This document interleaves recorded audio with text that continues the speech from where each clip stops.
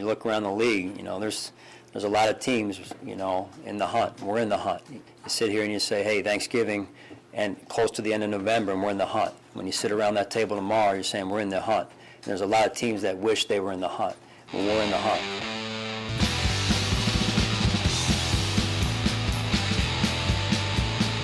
All right, everyone. Welcome to In the Hunt. I am your regular co-host, Sean Murphy, along with Kyle Turner. Greg Bauk is sick. I'm a little sick. We're all falling apart. But good news, we have a guest to help shoulder the load of us falling apart. We have Jenna Cottrell with us today from WHAM in Rochester. Works with past guest Dan Feets. And thanks for doing this. Yeah, I'm excited to be here as we get ready for another season. I know a lot of fans are looking forward to the expectations of this year, hopefully the talent of this year, and hopefully the results of this year.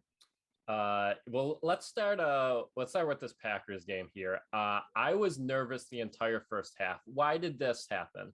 Why did they have to play the starters so long? Like, is there... I don't know that I buy this thing that's like they're getting the rust off. I mean, like they play football every day. Like they're not out there running around like, oh, this is football? Okay. Like I get Deion Dawkins, he's coming back from injury. That makes sense to me. But did all these people have to play so long? Am I crazy? No, well, it's funny because I said yesterday before the game, I was like, expect Allen to play like a series or two. Because like you said, like shaking off the rust, didn't look that rusty, it turns out. But I think Sean McDermott is a very old school type of player in terms of, or coach, in terms of like, I think he wouldn't maybe be as comfortable with only a series or two. And then also you talk to the players and they want to play football. Like even Emmanuel Sanders after the game was like, yeah, I wanted to go back in because this is what these guys do. And while practice is obviously prepping for game days, there's nothing like the live action that comes with that. So I think I was just as anxious because at one point I'm like, what are we doing here, folks? Like what, like this game doesn't count. It does matter, but it doesn't count. So what are we doing? But thankful that the Bills got out of the preseason in terms of this game without any major injuries. That's huge, especially as we look forward. Now they have a little bit of downtime in between the season opener, obviously, but still, I mean, you want to get out as healthy as possible. And it seems like the Bills did that. Yeah. I mean, Kyle, it's like Aaron Rodgers doesn't play. Do you know what I'm saying? Like, well, he doesn't even want to be there. Why the hell would he play? He doesn't give a shit. They're probably like, hey, you're going to suit up, play a couple series. He's like, yeah, I'm good. Yeah. What are you going to do? He's doing Jeopardy prep on the sideline. He had a very nice embrace with Jake Kumerow before the game. I saw a couple pictures of that. Jake Kumerow, this surprised me. Obviously, he's the belle of the ball for training camp. Everyone loves him. And, producing whatever. I got nothing against him until I found out he's 29. Yeah. I go, what's the upside to this guy? What's he going to do? It took 8 years for him to turn it on. It's fine. Everyone's like, what's the roster spot we're going to? Who cares? He's fine. He's 29. I'm 33. I don't want to sound like I'm ageist here. But, I mean, what's going to happen? I think there's the best scenario here. There's still time for you in football. That's what I'm here. I still think about it, but only high school. I'm going to go back to high school at 33, and I think I can dominate now. Some eligibility. No, I know what you mean, because I actually did a story with Kumaro earlier on this preseason, and I kind of expected him to be like maybe like a 25, maybe 26, maybe 27, and then when I found out he was 29, I was kind of like, oh. Like this guy's still trying to catch on in terms of the league. And I think what makes him different though, is he has the size and he also has the speed. And I think he actually has an NFL like pedigree, like his dad played in the league. He's actually cousins with the Bosas, which is a very little known fact. But I think he's a guy that loves Buffalo. He actually lived in a hotel all of last year because he was that type of guy that was on the bubble, on the practice squad, didn't know where he would end up. So 365 in a hotel room. But yeah, I think he's one of these guys too, that I feel like now it's like, oh, he's a lock to make the roster. Whereas coming into camp, it'd be like, yeah, Jake Kumerow. Okay, we'll see. But like Brandon Beane and Sean McDermott are going to have a really hard time cutting down this roster because there's so many talented players across the board. Do you think they do any like trades? He's kind of known for, taking bottom of roster people, getting a 6th-round pick for him, something like that. I just saw in Matthew Fairborn and Joe B, Kyle's favorite person, had an article on the Athletic that they predicted a trade for Obada. Is that how you say his last name? Obada? F.A. Obada. Yeah, Obada. That's what I said. Nailed I'll it. just edit it to make that sound like I said that. But he seems like he seems like the most likable person on the roster. I almost just don't want him to trade him because of that. Oh, F.A. Obada, his story is wild. I mean, he grew up abroad. He had to escape like human trafficking. He found the game when he was later on. We talk about how diverse the locker room is and how football has changed the lives of so many of the players on the team. But you talk about that, and it is, it's a very unique experience. But he's a guy that, again, he found football later on in life. And obviously he's been successful. He played with the Panthers earlier on. But that's someone that is very talented. And this Bills, in particular, like the defensive line, when you talk about it, there's so much depth there. And the Bills have to figure out what they want to do in terms of their rotation. But there's a lot of guys that I think you could trade and get a pretty good haul for. And Brandon Beane, we know he loves to wheel and deal. So I never count him out in terms of what's going to go on. And what makes this situation too, all the more appealing for probably other teams is that, I was talking to Dan Fates because we've covered the team for a while, and 2018 roster cuts were pretty easy because you're like, not everyone, it's like rebuilding, getting everyone ready. Whereas now, like this team is stacked at 80 guys. So cutting it down to 53, there are very good players that are going to be walking away from Buffalo just because of the talent that you have. I mean, even today, just seeing like Gabriel Davis, Stephon Diggs wasn't even out there. Gabriel Davis in his second year in the league, like dude is legit. And he's a guy that you look at, you're like, there's just so much depth in that receiver room. So it's going to be interesting because I think the Bills can really make trades. They have the availability to do that because of the talent that they have. So it's always a wild, crazy time in this next week because of, the roster deadline. And just because the deadline gets down to 53 on that Tuesday, it's still going to change so much. I mean, we know the roster is fluid anyways, but just in this particular stretch before the start of the regular season, it's always wild. So I want to talk about the defense.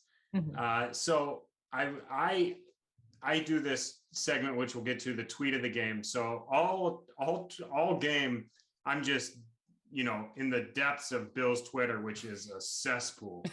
But I'm digging through the craziest. People have 2 followers and they're tweeting all game, and I take their funny tweets. But there was a thing of people today being like, the offense is in midseason form, ready to roll. But the defense seemed to be getting the ball moved on.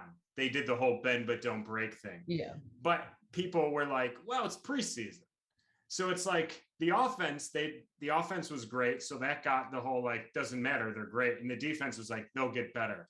But should we worry that Jordan Love seemed to move the ball pretty? He didn't get in the end zone, whatever it is, but Aaron Rodgers is getting the ball in the end zone. But is there, it seems like Starr coming back, they still ran the ball decently successful, if you will. And I know they didn't have the great Levi Wallace out there, but should we be a little... Kyle has to pick someone to shit on every year. You should hear, I don't know if you're loyal in the Hunter, Jenna, but I don't know. I'm not Tremaine Edmonds' biggest fan. Either is Dan. He's really young? I hear that every year. I'm like, well, he does get older. That is how time works. Yeah, no, he's 21 forever, 19 or 12 whenever we drafted him. I don't know. No, I think I understand the concern. And I think it also, maybe concern is a stretch, but when you look at how far ahead the Bills offense is, I mean, they scored over 500 points last year and they picked up seemingly where they left off. They added Emmanuel Sanders. It seems like the run game, it won't be a focus this year, but it seems like with more time under the belt, like Zach Moss will continue to get better. Devin Singletary has shown, I think, a decent amount in this preseason. So it makes sense that when Jordan Love is able to move the ball, you're like, oh, okay, what's going on here? But I think the bend don't break philosophy is something that we've seen in Buffalo. And I think I'm curious to see how it all shakes out, if I'm being completely honest, because we know that this defense has gotten run on with Levi Wallace. We don't know the situation with him. He's out with a hip injury. Dane Jackson is out as well. He has a stinger. And that corner 2 spot is someone that you could easily pick on if you don't have the 2 guys that are going up for that job. So because of that, I wouldn't say I'm concerned again, but it's something that I'm going to pay attention to. Also, like, we know how much the Bills have invested in that defensive line. Will they actually be able to create that pressure that we need to see? Because we talk so much about the Chiefs. You need to get pressure on Patrick Mahomes, all that stuff. But it's because it's true. You know what I mean? Like, it's accurate. You need to be able to get pressure to the quarterback. And regardless of it being Patrick Mahomes or whoever, that's a place where we saw the Bills struggle, and run defense was an issue as well last year. It's kind of been an issue. So yeah, I understand why people are looking at that, because when the Bills offense is flying high, of course you're going to look at the side of the ball that's maybe struggling or isn't as proficient. So it makes sense to me, but we shall see. We'll put it that. Speaking of the defensive line, I'm talking about my favorite story from this game. I felt terrible for AJ Epinessa. I feel like being a backup long snapper is like being a godfather or like a godmother, where you're just like, yeah, if a catastrophe happens, I'll take care of I'll those step kids. in. Yeah. And then like you get a call, it's like, oh, there's a plane crash. You're like, whoa, hold on a second. I didn't actually want to do this. Like, I feel like he'd even know he was the backup long snapper. And someone told him at lunch and he was like, I gotta do what now? What happened to him? Yeah. And he did all right, Yeah. I mean, I think you're right where you're like, yeah, no, I'll do it in practice. You're like joking around and they're like, oh, I have to do this now. And I know it's the preseason, but yeah, I think it's one of those things where like Sean McDermott loves versatility, which is also like, this is comical versatility, because like no one expects defensive linemen to be like, yeah, no, I got it. I'll do that. But I think that so many guys on this team are so hungry to prove themselves, especially a guy like AJ, considering if I were him, I would definitely feel, I don't want to say some type of way, but I would definitely be like, okay, they drafted me last year with their first pick. And then this year they go back-to-back picks in the first couple of rounds. Like, if that doesn't light a fire under your ass, I don't know what would. And again, look, long snapping, all that. Like, I'm not saying this is like taking over for Reed Ferguson, obviously, but I think he's coming up with new traits everywhere. He's like, I cook, guys. Yeah, do you to see my jumper. Like, I feel like, yeah, you want to make yourself look like you're doing as much as, like, it's like when your boss comes in and you're like, you're doing everything at work. Yeah. You're like, I am so efficient. Look at me go. When it's like, okay, maybe you're not great at everything, but I do kind of think if the long snapper was permanently hurt, football would be better. Does that make sense? Because it would be like, it would be more interesting. Like every it would be like 4th and 20. You're like, screw it, I guess I'm gonna go for it. Like, that's true. Yeah. I always thought growing up, my dad, being who he was, he always said I should try to be a long snapper because it's the easiest job. Yeah. And I wasn't, but I was the backup punter at McKinley in Buffalo. Oh, brag. But yeah, not to brag to our listener out there, but I always was like, why can't it just be the center? Why are we wasting another roster spot? If we got rid of the long snapper and Mitch Morse was just both, just stay out there. It is for one more play. Don't even run down. I don't care. It is kind of crazy that the center is not the backup long snapper. Yeah. Yeah. When you think about it, you're like, wait, why not? Or the backup center. Yeah. We might have just cracked the code here on this podcast. I think we did that. No, that's a good point though. I don't know. It's so funny because I feel like long snappers, that is like the cheat code. Like, you can get a scholarship. You know what I mean? Like, you can get some serious money. You can play in the NFL and make millions of dollars for like one very specialty skill. What is it? Reed Ferguson? Who didn't we used to have a long snapper who's like a magician? It was the one before him. This is the one before him. Whose name I That's forget. it. That's how easy long snapping is. The guy had a side career. He's like, I make Gotta make some bucks on the side, you know. Like $30K a year doing magic at birthday parties. I don't even go to Book practice. me for your next party. I'll be. That sounds honestly, I wouldn't put it like long snapping is so funny. It's just so niche that I feel like if you're good at it though, you can make a career out of that. Like you really can. Didn't the Patriots in the most Patriot move, they drafted a long snapper in like the 6th round or I something? always think of that picture of Bill Belichick's dog at last year's draft, sitting behind the computer when Bill Belichick is in the room. Like, oh, there's Nike just making all the picks. That is a gem from that last draft 2 years ago, I guess at this point now. But who knows? Who knows what the Patriots are doing?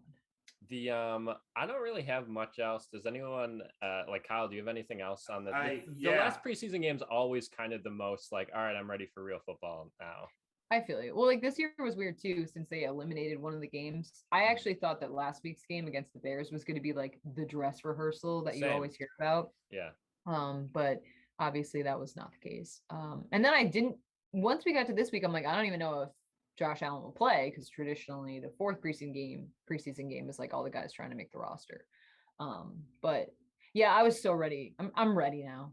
Yeah. Especially seeing like Josh Allen light it up. I'm like, okay. Yeah. I'm so ready. 25 passes is a lot for a starting elite quarterback in a preseason game. He threw 25 passes today. Yeah. I was like, that's a lot. He didn't need 25.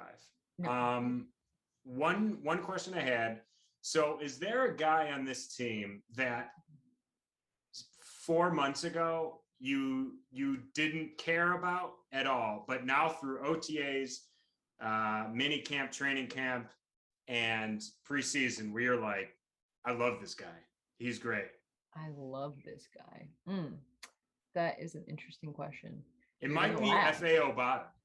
Well, I think F.A. Obata's story is just incredible. Like you talk about how much the game of football can impact people's lives. And I don't think there's anyone on that roster who can say more than F.A. Obata. I mean, it literally changed his life. He was joking that his wife in their house in Buffalo was like running around being like, I can't believe this is our life.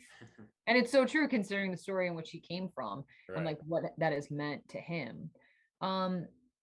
You're gonna laugh, but I actually kind of feel like Jake Kumerow, just because he was someone that we were kind of like, okay, Jake Kumerow, and just seeing consistently, at least in camp, like he hasn't looked as good in the preseason games, I will say, but like in camp, it's like he has glue on his gloves. Like he will come down with almost everything.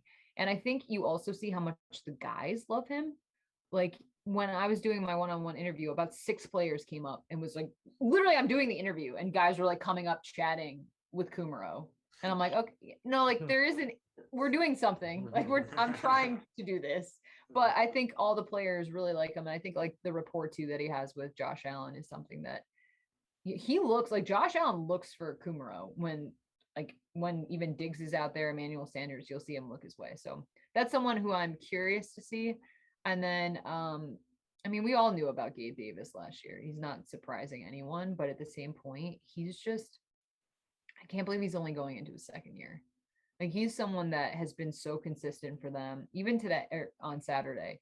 I mean, he's someone when he can make big plays and he's so, I don't want to say quiet, but he's definitely way more under the radar. That's someone I'm like, I want to see what he can do because the ceiling for him, I think, could be very, very high, just considering what he's already been able to do. And he was a guy that the Bills picked up in later rounds last year. Yeah.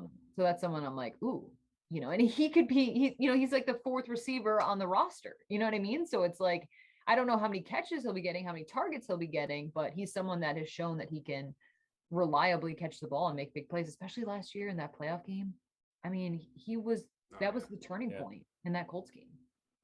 I was nervous going into this year before the draft, or no, not the draft, before they signed Sanders, that I was like, oh, this is going to be one of those, like, you remember way back in the 2000s, Josh Reed?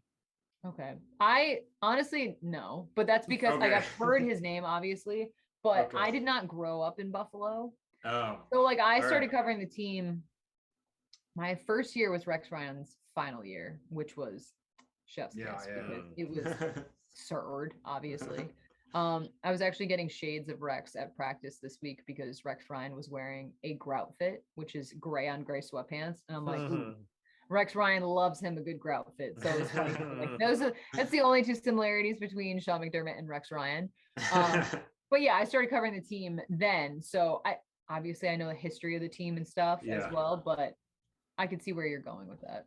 Yeah, I just thought it was going to be one of those where like Gabe Davis had this amazing rookie year, and that I thought they were just going to be like, he can fill in wide receiver too. And I was like, I don't know if he's ready for that. And I don't know shit.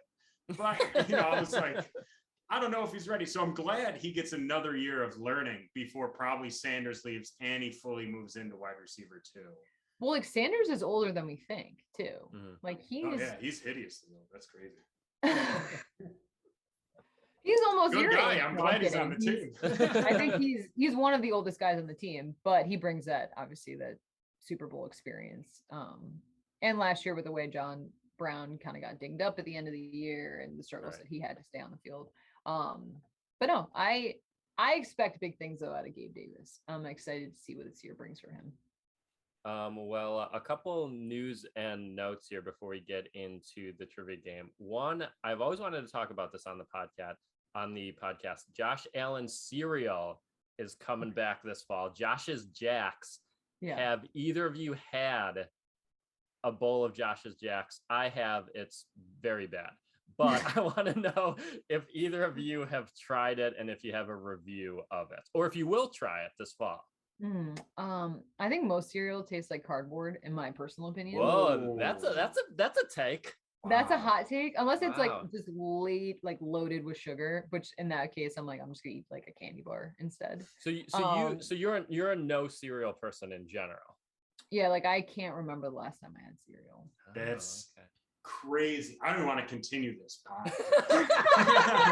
I don't know what to do. I like more like bang for your buck. Like if I'm gonna eat something, like I want it to like satiate me. I feel like I'd rather have like an egg sandwich or something. I eat a lot. I hear you. If you ask Dan Fates and my boss Mike Catalana, I like need to I'm like a baby. I'm like every 4 hours. I'm like, all right, what are we doing here? We gotta stop for food. But yeah, I feel like cereal, you're always hungry after. You need like 3 bowls of cereal to feel full.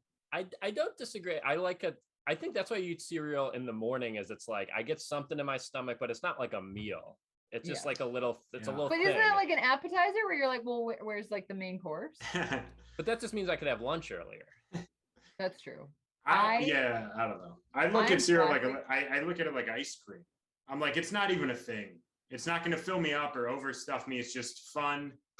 Milk is good. Don't you dare talk smack about ice cream. No, it's good. I'm saying I love both. Oh, okay. I was about to say, I was like, we got to end the pod. No, I eat ice cream every single day. I love ice cream. I ate ice cream almost every single day in quarantine. I tried to have all the Ben and Jerry's flavors, and I think I got. Okay, what's your favorite? Okay, what's your favorite? I like the mint cookie. I think is I'm a big mint ice cream person. Mint you is like toothpaste in your ice cream? No, that's such a bad.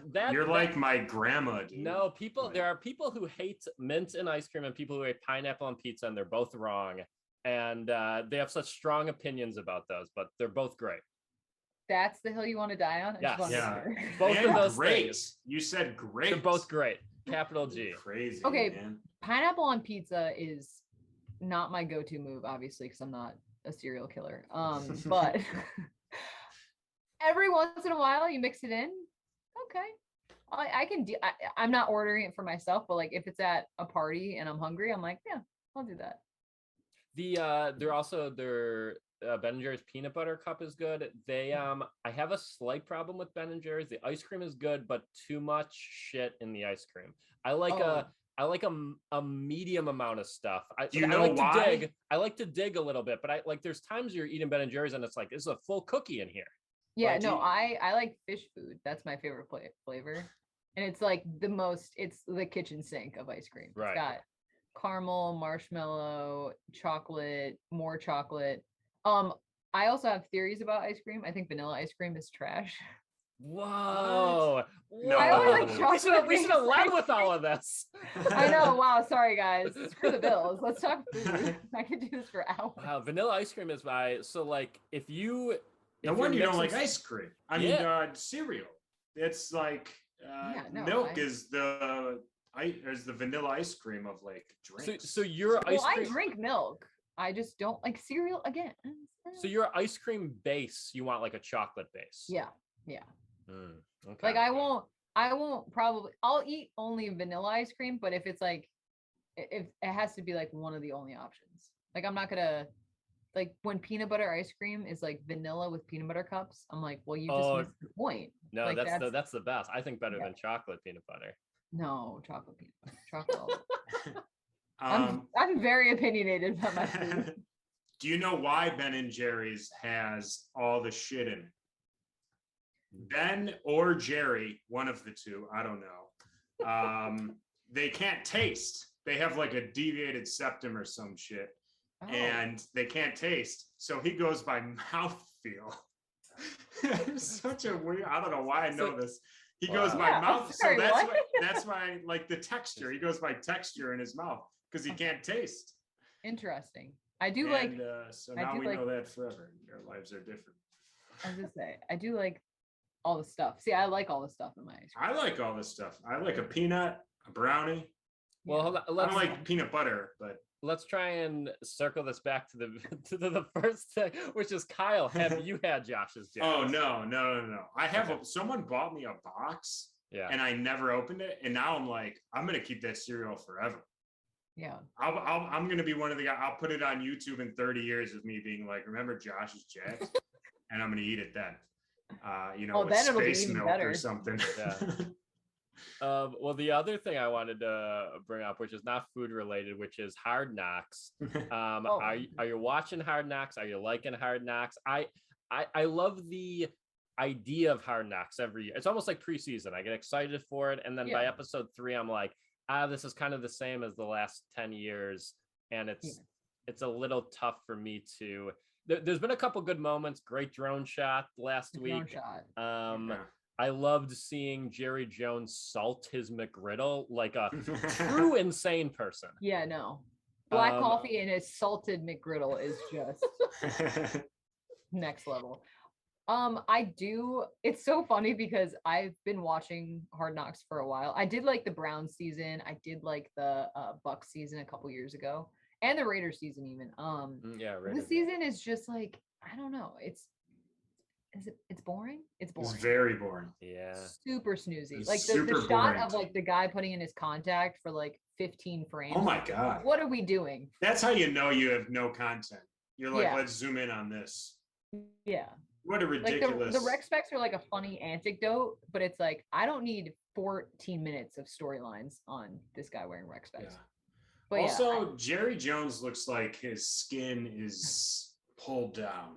Does that make sense? You know what I mean? Like he would have like too much. gravity is taking control. And then Yeah. it looks like he like pins it back. It's very weird. He has no neck. I mean, he was very hateable before.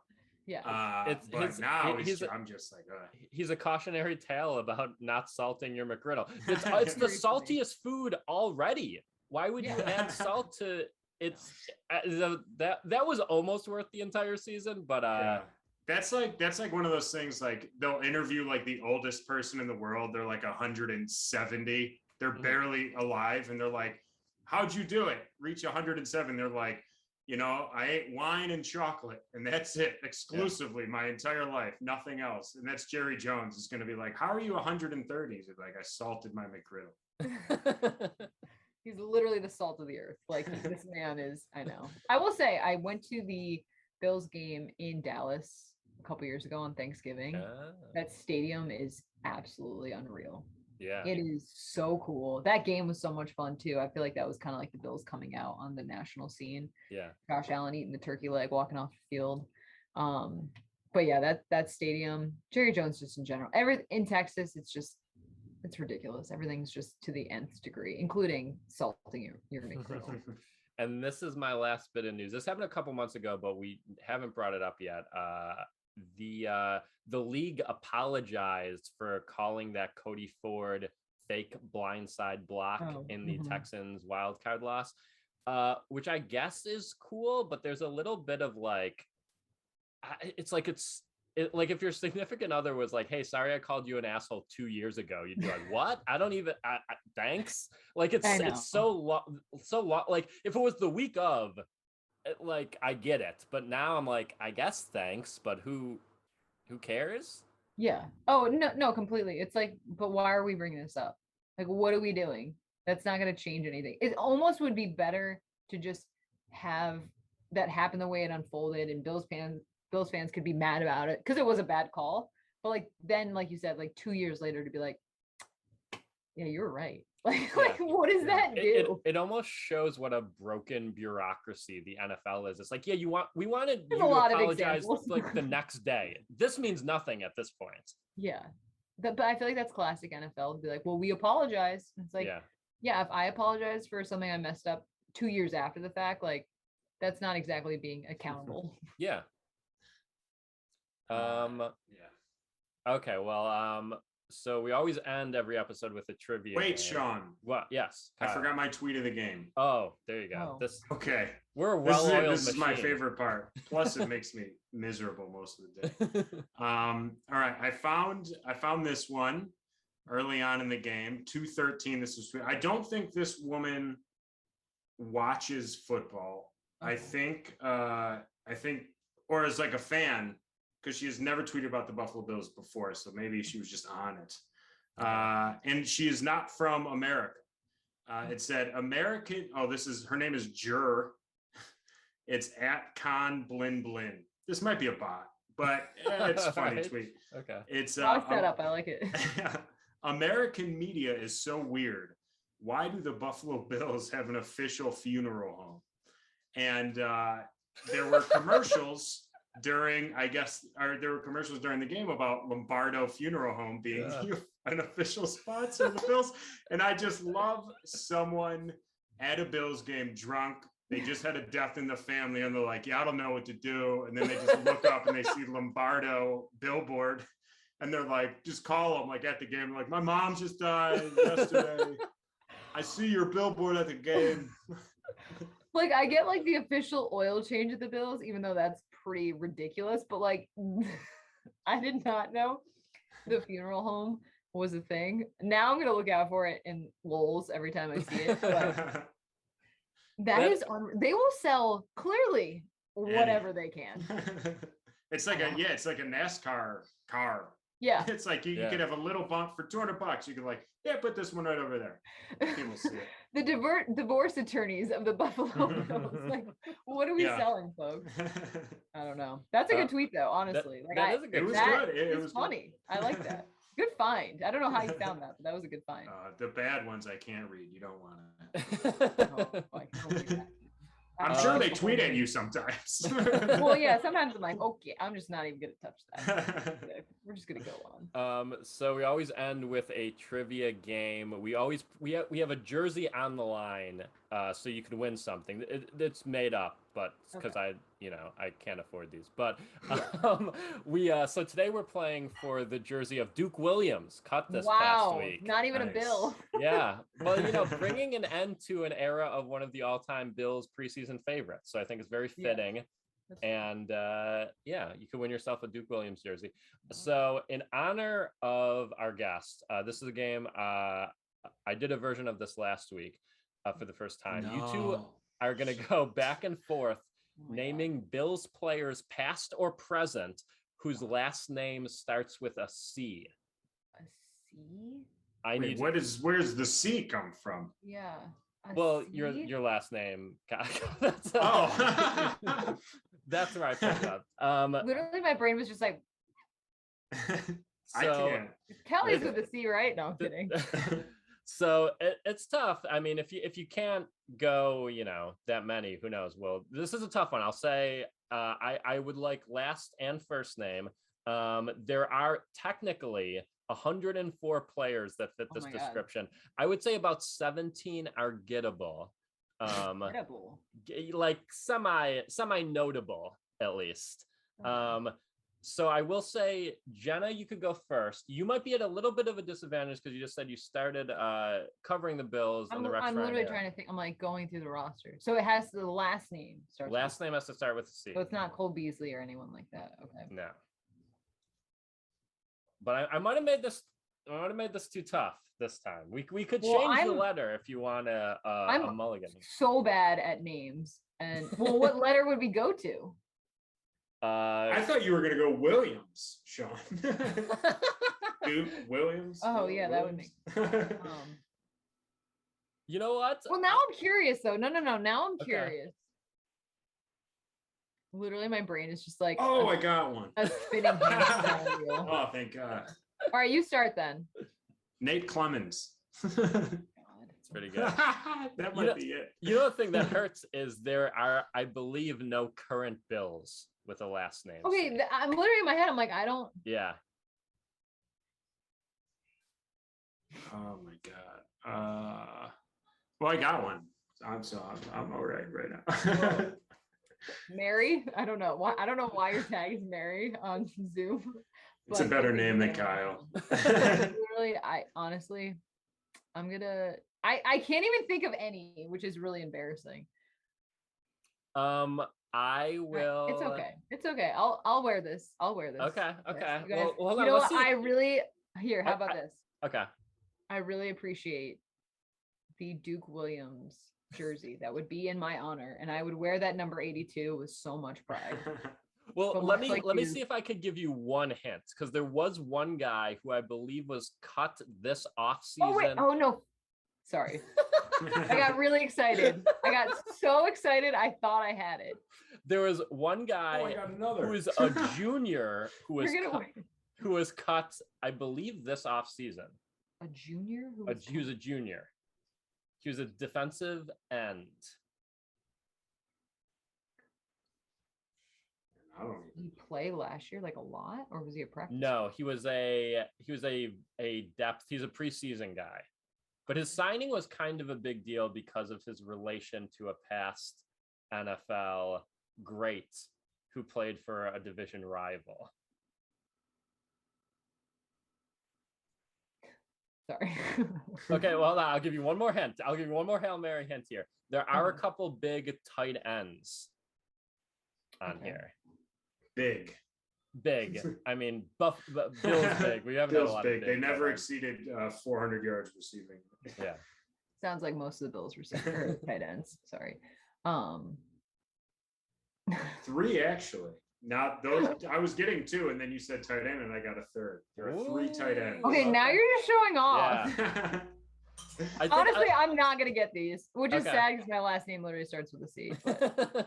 Literally, I was gonna say AJ McCarron, and then I was like in front of that. So good job, Jenna. No, all right. Who do you have? I'm curious. Yeah, who do you got, Kyle? The 3 big tight ends: Scott Chandler, Mark Campbell, and Charles Clay. Double Charles C. Clay, are you kidding me? Mm-hmm. Yeah. Well, I didn't even think of him. I had Scott Chandler. I'm literally picturing him dropping that pass in Miami. Like I was at that game. I was pretty drunk. You were looking at Miami funeral homes. How do these compare to the Buffalo ones? The one I was trying to get both of you to get was Brian Cox Jr. Oh, that makes sense. Let me read a couple notable ones. The letter C is tough. Let's see. I'll go through a couple. We have, of course, Travis Cadet. We have my favorite Bills named person of all time, Cap Cappy. Let's not forget Cap Cappy. Wait, his last name? I thought that was his first name. No. Could it be a coach? Sure. Ted Cottrell. So you got one on the board. We have Dan Carpenter, Alex Carrington. Oh my God, Dan Carpenter. Alex Carrington. I drafted him in the bust draft. Matt Castle, Steve Christie. Oh, Matt Castle. Wow. Steve Christie. Yeah. We have Kalen Clay, Todd Collins, Reggie Corner, Sam Cowart, Al Collins, OJ friend, and Jason Kroom. Oh, Jason Kroom. He dated. Yeah, you're right. I got that one. Yeah. Well, you Charles know Clay what? is gonna bug me. That's gonna. Yeah, but it's a That's tough good. game on the spot. We did, I believe, the letter M, and people were out AJ after McCarron. AJ McCarron. Yeah. And then people So were out after one close. or two. So Honestly, it is the tough. only reason I got those 3 tight ends is because we did tight ends like 2 episodes ago. That's So true. I think they were fresh in my mind. I just haven't watched that episode yet. Well, I will send this Duke Williams jersey to Kyle to add to his Thank collection. you. Wear it with pride. And that's our episode, Jenna. Do you have any kind of credits or anything you'd like to tell people where to find you? Oh yeah. So thanks for having me on. This was really Of course. fun. Thanks for doing it. You can find me on Twitter, obviously. And then we actually, Dan Fates, who you had on before, and my boss, Mike Catalana, we actually have a website called buffaloplus.com. And then we actually are on YouTube as well. And you look up our channel, it's Buffalo Plus. We actually have an Instagram too called Buffalo Plus, but it's literally all everything Bills, Dan, Mike, myself. We just pontificate about the team. We have practice reports, stuff like that. So you can literally find all Bills updates there if you're All right. interested. Love it. And food Alright. takes on my Twitter. Oh, I'm not gonna read those after the ones you had here. Okay. Okay, suspect. You're waiting 30 years to eat Josh Jack. I don't know if I can trust your opinion. I'm gonna get famous in 30 years. Man eats 30-year-old cereal. Man. Might perish, not sure. Yeah, probably. All right, yeah, thanks for joining us. We'll be season preview episode next week. Sign up for the Patreon. Quickly, I forgot, our number 1 Patreon gets to say something every episode, and the Thomas Mulcahy, and he sent his blurb today was everyone should make sure to go get the vaccine, and if Beasley gets it, he'll even buy his dumb album. So that's pretty good. We just lost a fan. Okay. Isaiah McKenzie got his first shot. I know, very big. Yeah, and he's still alive. That's contrary to the conspiracies I read at baldeagleguns.net. So Wow. That is a and that is something. yeah, so hopefully I don't think Cole will ever get his, but maybe Gabe Davis will flip. That'd be nice. We'll see. Yeah. Well, we'll end on that not really optimistic note, and we'll see you all next week. Thanks again for joining us, Jenna.